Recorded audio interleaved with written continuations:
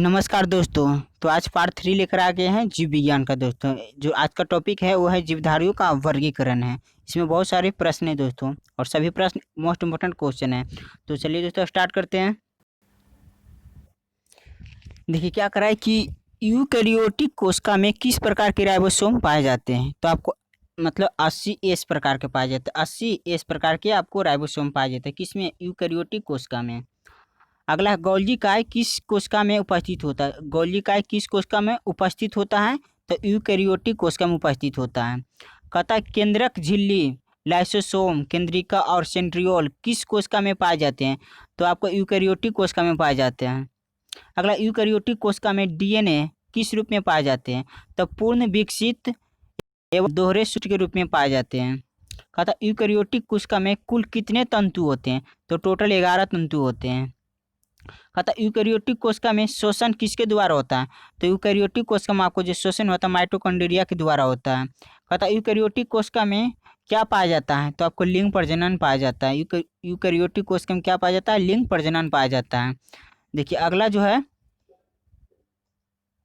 क्या करा है कि यूकैरियोटिक कोशिका में प्रकाश संश्लेषण किसमें होता है। तो क्लोरोप्लास्ट में होता है। किसमें होता है? क्लोरोप्लास्ट में होता है।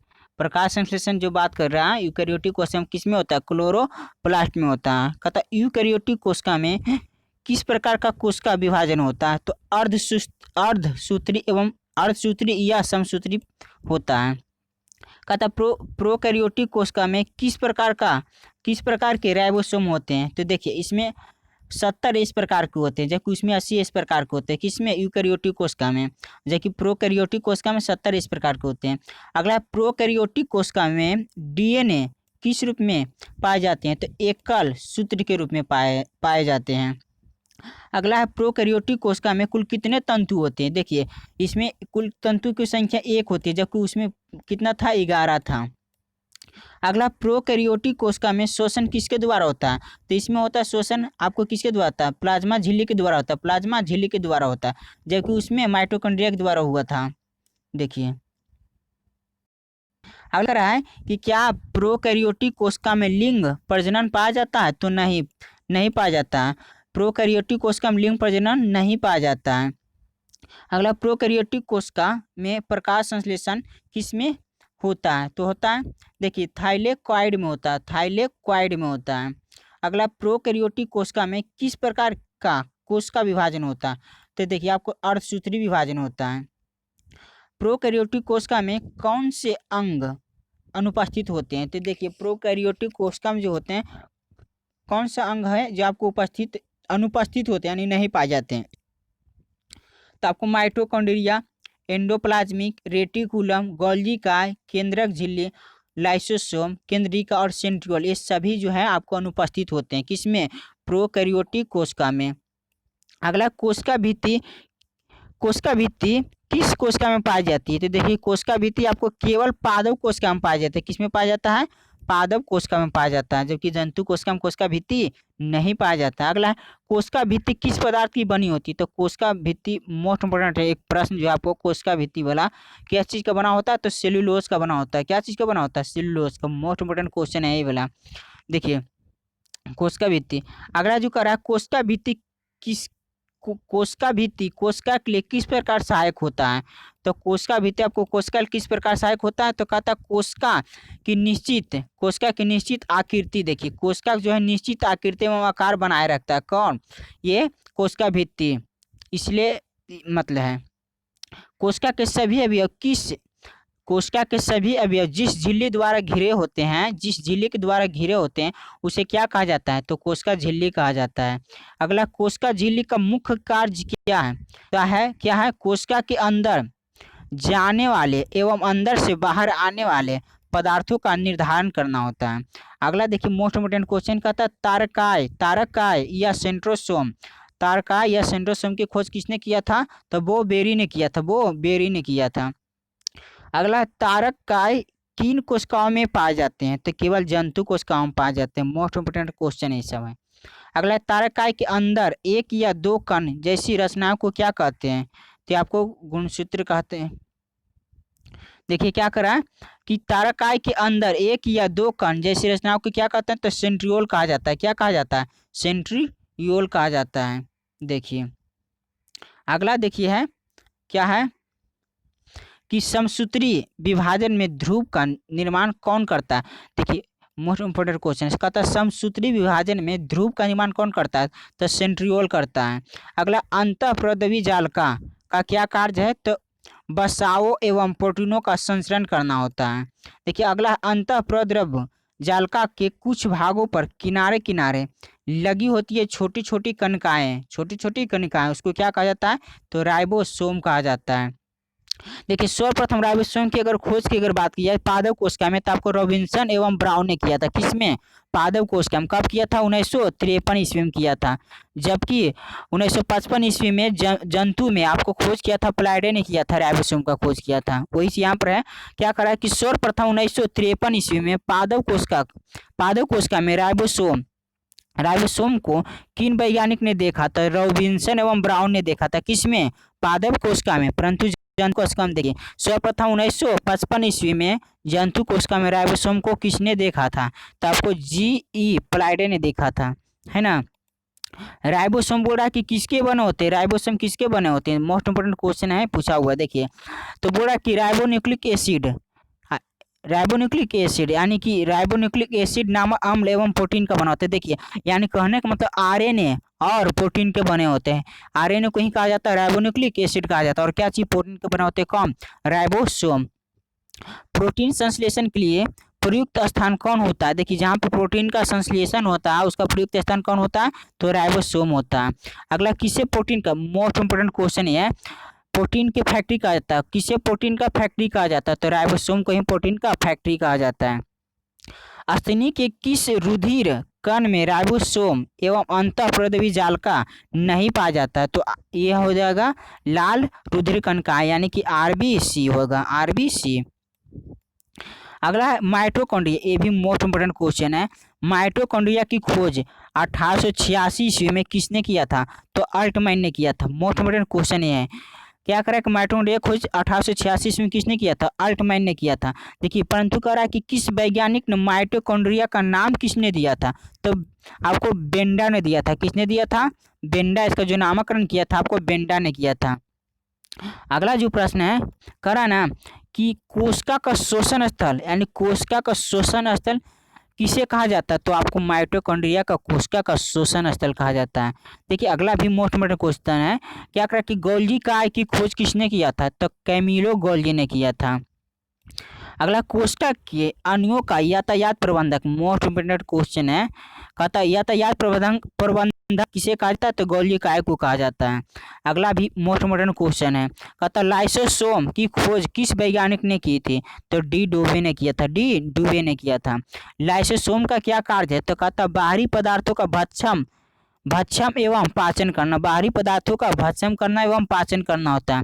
कहता लाइसोसोम में कितने प्रकार का एंजाइम पाया जाता है? मोस्ट इंपोर्टेंट क्वेश्चन है ये सब। लाइसोसोम में कितने प्रकार का एंजाइम पाया जाता है? तो आपको 24 प्रकार का एंजाइम पाया जाता है इसमें। आत्महत्या के थैली किसे कहा जाता है? एमवीवीआई क्वेश्चन है, बहुत महत्वपूर्ण प्रश्न है। कहता आत्महत्या की थैली किसे कहा जाता है? तो आपको लाइसोसोम का आत्महत्या को थैली कहा जाता है। कहता स्तनधारियों की किस रक्त कणिका में लाइसोसोम नहीं पाया जाता है? तो देखिए लाल रक्त कणिका में नहीं पाया जाता है। अगला आ गया है लवक यानी प्लास्टिड कहाँ पाए जाते हैं? लवक यानी प्लास्टिड कहाँ पाए जाते हैं? तो केवल ही पादप कोशिकाओं में पाए जाते हैं, केवल पादप कोशिकाओं में पाए जाते हैं। कहता है लवक कितने प्रकार के होता है? तो लवक 3 प्रकार के होता है। कौन कौन? तो हरित लवक, अवर्णी लवक और वर्णी लवक होते हैं। कहता है किस लवक की सहायता से पौधे प्रकाश संश्लेषण करता है? तो हरित लवक के मतलब कारण ही प्रकाश संश्लेषण करता है, हरित लवक के कारण, यानी जिसको क्लोरोप्लास्ट कहा जाता है, क्लोरोप्लास्ट कहा जाता है।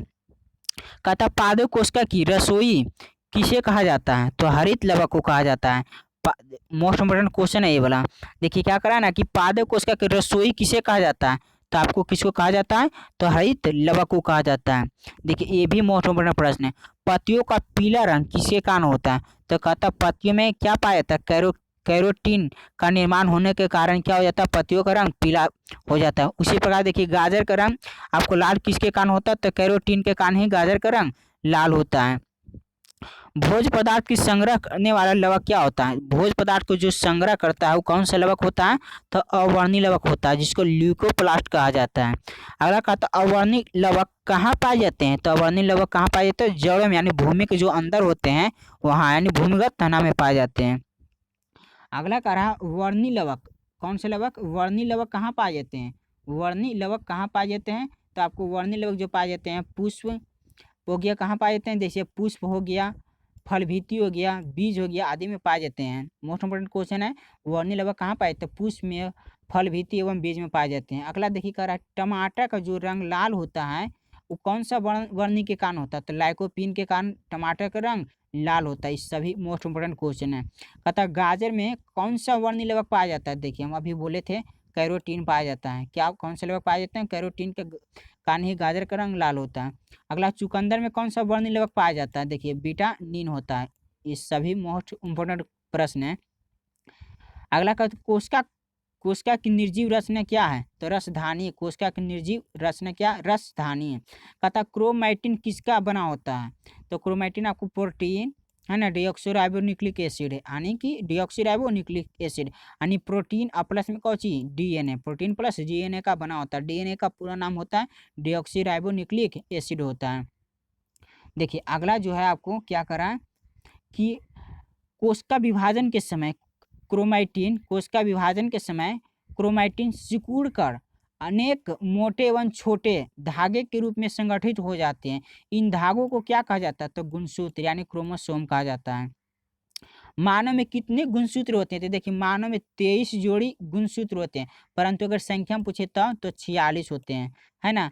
चिंपैंजी में कितने गुणसूत्र होते हैं, तो कितना 24 जोड़ी है, परंतु कितना 48, इसको कर दोगे इसे, है ना। उसी प्रकार कहता बंदर में कितना 23 जोड़ी यानी कि इकाई दूनी 42 यानी 42 होते हैं।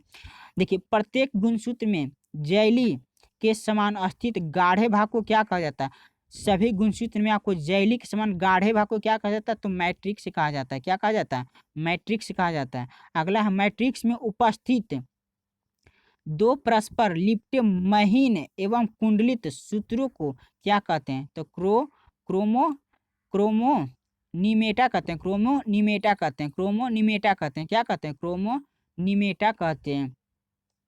अगला कहता है कि प्रत्येक क्रोमोनिमेटा क्या कहलाता है, तो अर्धसूत्री कहलाता है। देखिए क्या करना है, प्रत्येक क्रोमोनिमेटा क्या कहलाता है, तो अर्धसूत्री कहलाता है ना। अगला प्रत्येक गुणसूत्र कितने क्रोमैटिडों में बना होता है, देखिए प्रत्येक गुणसूत्र कितने क्रोमैटिडों में बना होता है, तो 2 होता है इसका। दोनों क्रोमैटिड किस स्थान पर जुड़े होते हैं, तो सेंट्रोमेयर से जुड़े होते हैं। देखिए वंशा गति का वाहक केंद्र किसे कहा जाता है, यानी वंशा गति यानी वंश दर वंश जो आता है उसके किसको वाहक कहा जाता है, तो होता है गुणसूत्र को कहा जाता है। कहता केंद्रिका किसे कहा जाता है, केंद्रिका किसे कहा जाता है, तो कहता केंद्रक में उपस्थित सघन गोल रचनाएं, केंद्रक में उपस्थित सघन गोल रचनाएं को क्या कहा जाता है, केंद्रिका कहा जाता है। केंद्रिका में क्या कार्य, केंद्रिका में क्या कार्य होता है, तो केंद्रिका में कौन सा कार्य होता है, तो कहता राइबोसोम के लिए आरएनए का क्या होता है, संश्लेषण होता है। अगला डीएनए की अधिकांश मात्रा कहाँ पाई जाती है, तो केंद्रक में पाई जाती है। डीएनए का पूर्ण नाम क्या होता है, डिऑक्सीराइबोन्यूक्लिक एसिड। कहता डीएनए क्या होता है, तो देखिए डीएनए यहाँ पे क्या कर रहा है कि पॉलीन्यूक्लियोटाइड होता है, पॉलीन्यूक्लियोटाइड होता है।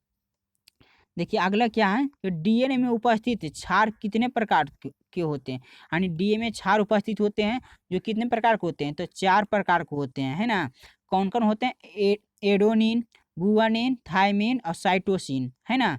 ये 4 प्रकार के होते हैं। बट एडोनिन और थायमिन के बीच कितने हाइड्रोजन बंधन बने होते हैं, कितने हाइड्रोजन आबंध बने होते हैं, तो 2।